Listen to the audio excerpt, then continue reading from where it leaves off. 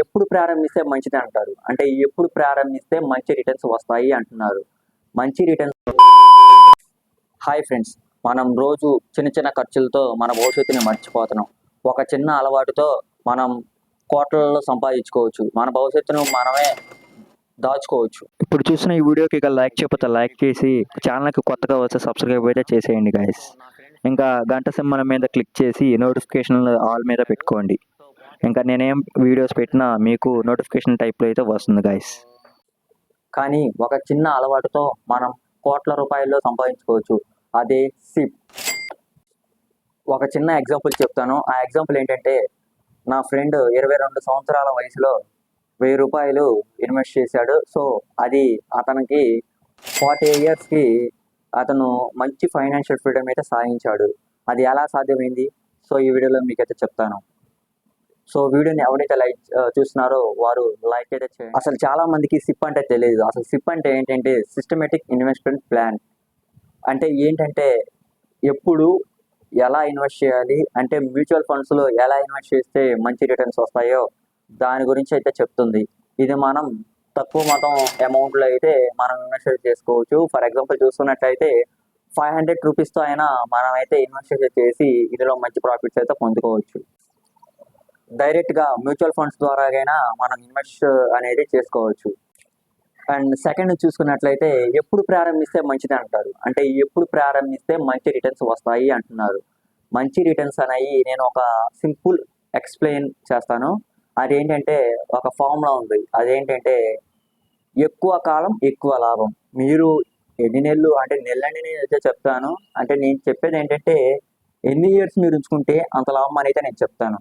So అది loss అయినా అవ్వచ్చు, ప్రాఫిట్ అయినా అవ్వచ్చు. సో నేను ఫస్ట్ ఒక వీడియో చేశాను. సో ఆ వీడియో కింద డిస్క్రిప్షన్ అయితే ఇస్తాను. సో అందరూ చూసేయండి.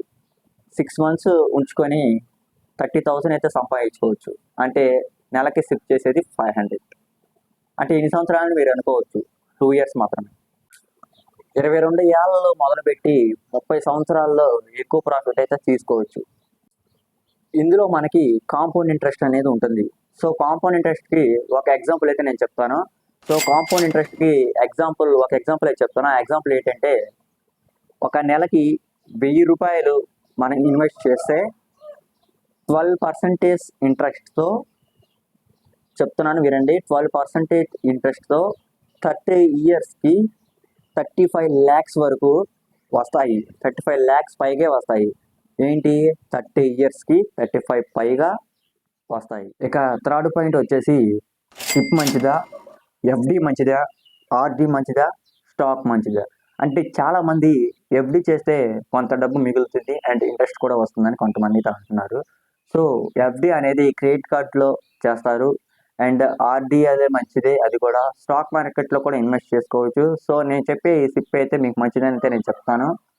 సో ఇప్పుడు ఈ ఎఫ్డి, ఆర్డి, స్టాక్స్ అండ్ మనం చెప్పుకుంటున్న సిప్, ఈ అన్నిట్లో ఏది మంచిదే నేను మీకు చెప్తాను.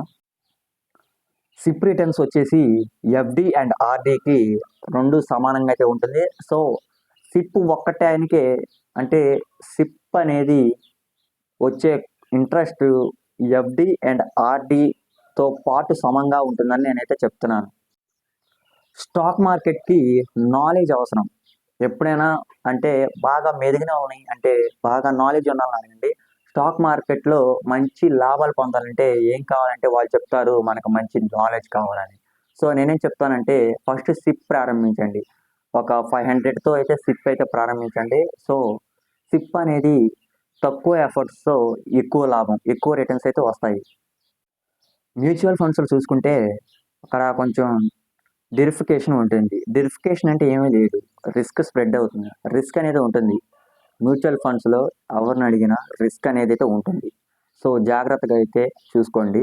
సో ఇవన్నీ మీద నేనేం చెప్తున్నా అంటే సిప్ అనేది మంచిదని అయితే నేను చెప్తున్నాను. స్టాక్ మార్కెట్ గురించి నేను చెప్పేది ఏమీ లేదు. సో అది మీ ఇష్టం. చాలా యాప్స్ ఉన్నాయి. సో గ్రో అని, ఫ్రీ ఏంజల్ అనేసి అండ్ చాలా యాప్స్ అయితే ఉన్నాయి. సో ఆ యాప్స్లో మీరు నేనేం చెప్తానో అది మీరు మంచిగా ఫాలో అయితే అవ్వండి.